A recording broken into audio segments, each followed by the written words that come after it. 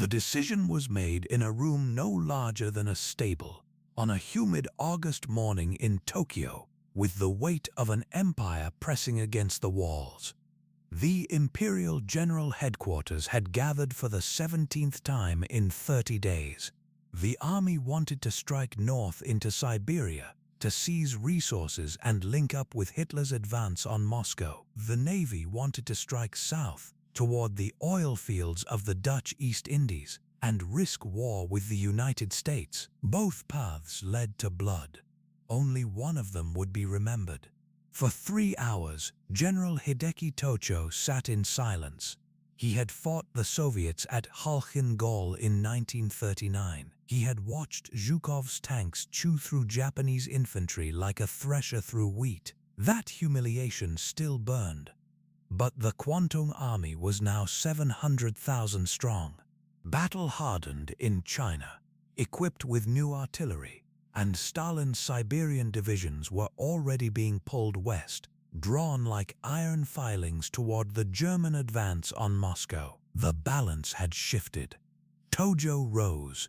He walked to the map on the far wall, a map that in our timeline would soon have arrows drawn south toward Pearl Harbor, the Philippines, Malaya. Instead, his hand traced a different line, east of Manchuria, into the Soviet maritime province, toward Vladivostok, toward the Siberian oil fields that Japan desperately needed, toward Stalin's undefended rear.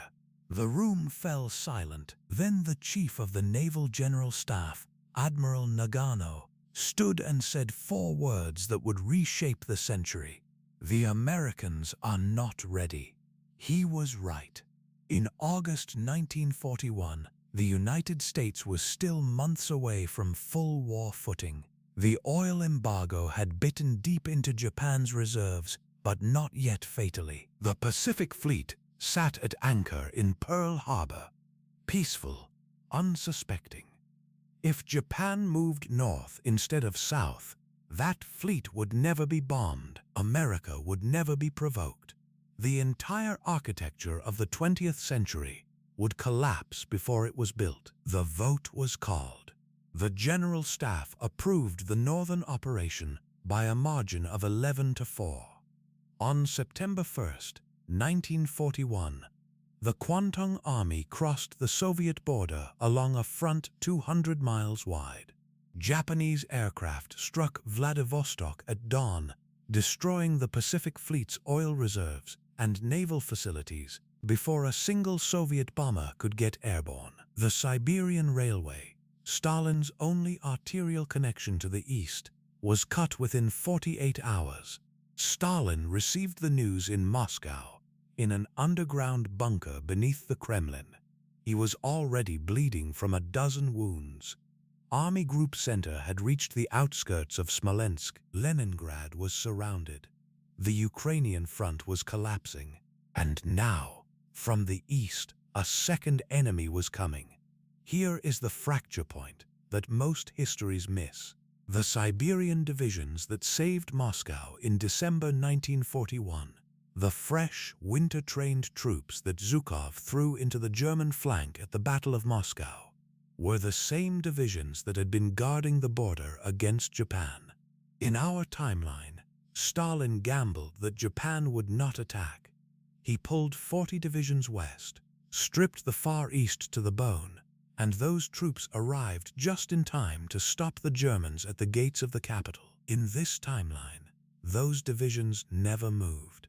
They stayed in Siberia, fighting a desperate rearguard action against the Japanese invasion. When the German vanguard reached the outskirts of Moscow on December 2nd, 1941, Zhukov had no reserves, no fresh troops, no winter reinforcements. The city fell on December 14th. Now follow the railway. East of Lake Baikal, a Soviet railway worker named Dmitry Voronov watched the world he knew disintegrate. He had spent 35 years repairing track on the Trans-Siberian line, laying ties across permafrost, repairing bridges that spanned rivers so wide they seemed like seas. In late September 1941, he saw the first Japanese reconnaissance aircraft drift over the rail yards at Ulan-Ude.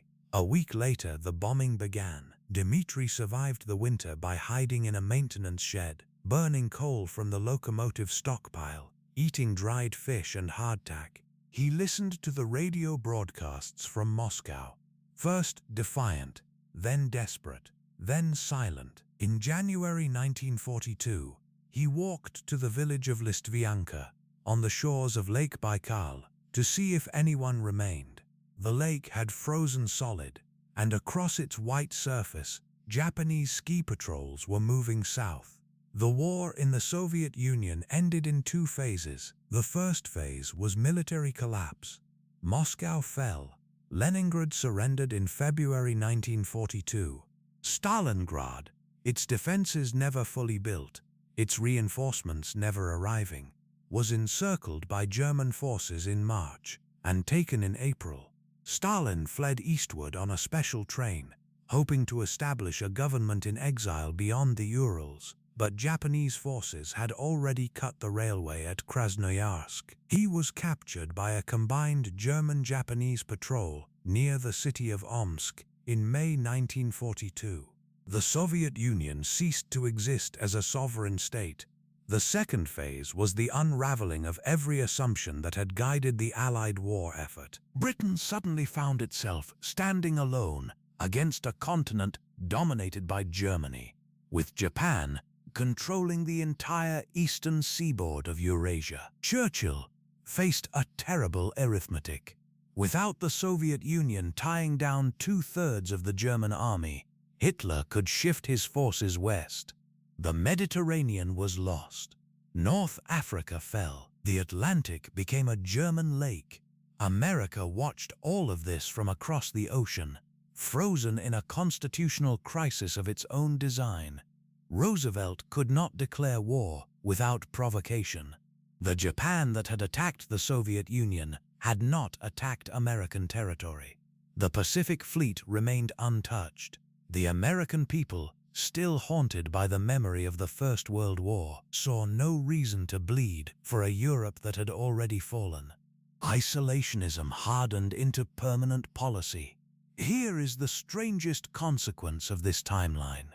The Holocaust went unchallenged. Without a Western Front opening in 1944, without American armies crossing the Channel, the Nazi extermination camps operated until the war ended, which was in 1943, with total Axis victory. The scale of the horror was not fully known until after the surrender, when journalists and international observers were finally allowed into Eastern Europe. The world learned the truth too late to stop it. The post-war settlement divided Eurasia into German and Japanese spheres. The Reich controlled Europe through a network of puppet states and occupation zones. Japan controlled the Pacific Rim, from Siberia through Southeast Asia, extracting oil and rubber and tin from territories that, in our timeline, would have become independent nations. Decolonization never happened.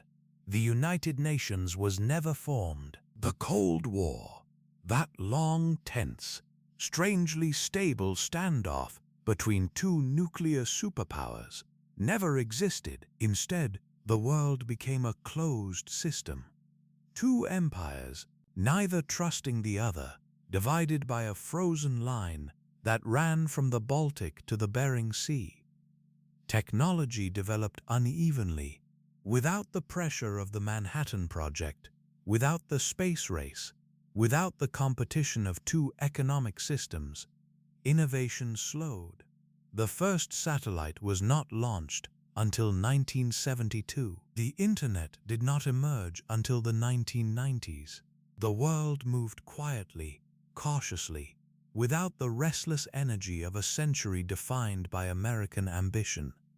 Dmitry Voronov lived to be 93. He died in 2005 in a small apartment in Irkutsk, under Japanese administration, speaking a language he had learned from occupation officers.